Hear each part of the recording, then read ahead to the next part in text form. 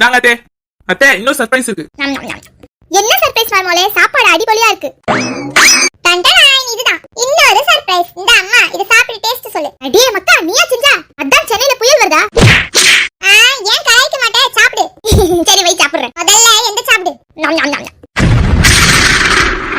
அம்மா என்னாச்சு? என்னடி சமையல் செஞ்சு வச்சிருக்க? காரத்தையும் உப்பையும் அள்ளி போட்டுருக்க. எனக்கு வேற வயித்த கலக்குது.